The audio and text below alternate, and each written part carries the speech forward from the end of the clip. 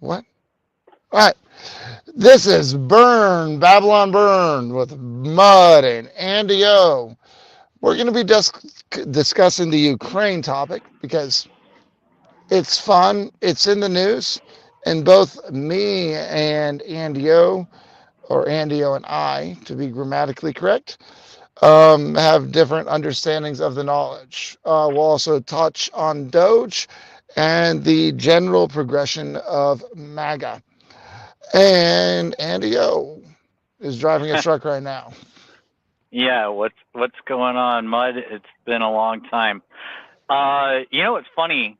The first time we did this, we were talking about the Ukraine, and Oh, golly, it's if been you going want, that long. We were yeah, talking about that yeah, before the war even broke out. it was the January before, I believe. Uh, Golly. it was, I believe, very late January of 2022 was the first time that we did one of these, or the second time, really, because we had one that we didn't post. But yeah, That so sounds just about right.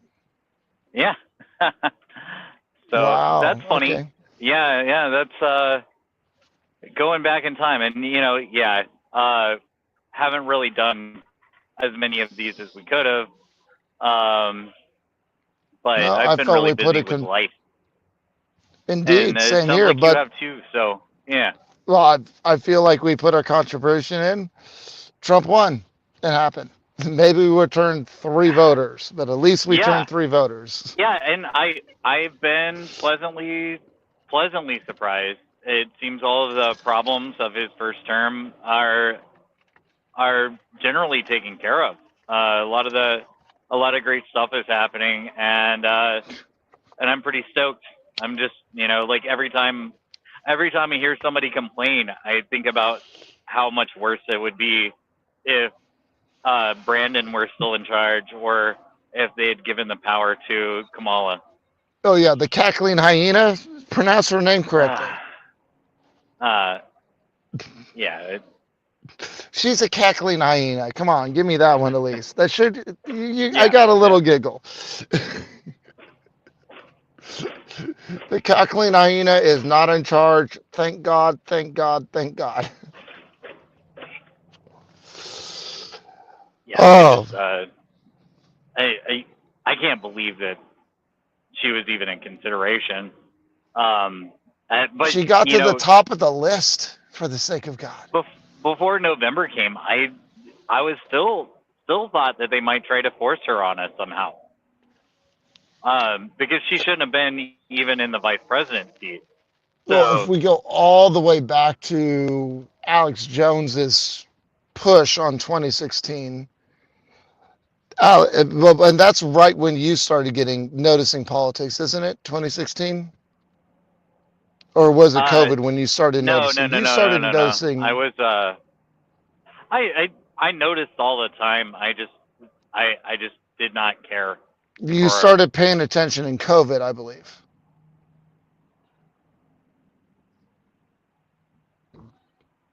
That's when I met you. I believe we had a conversation about this on a podcast. You started paying attention during COVID lockdowns. Yeah. And so Michael Jones, Alex Jones, I um, was like, oh, Alex Jones in 2016 hit it right on the dot. We have to get such a deliberate, overwhelming win that they cannot mess this election up. They can't steal it, etc. And then now, well, and then we got 2020. It was close, and they had enough room to steal it. Now we're at 2024, and there was no way they stole this one. And now Trump is running.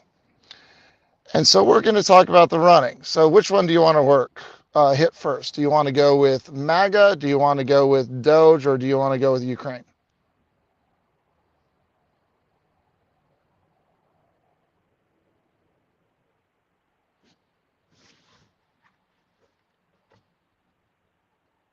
Did you hit a button again?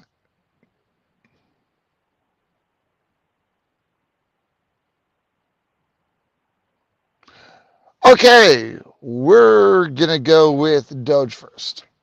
So my favorite thing with Doge so far is his kid in the White House right next to the desk that Kennedy was next to.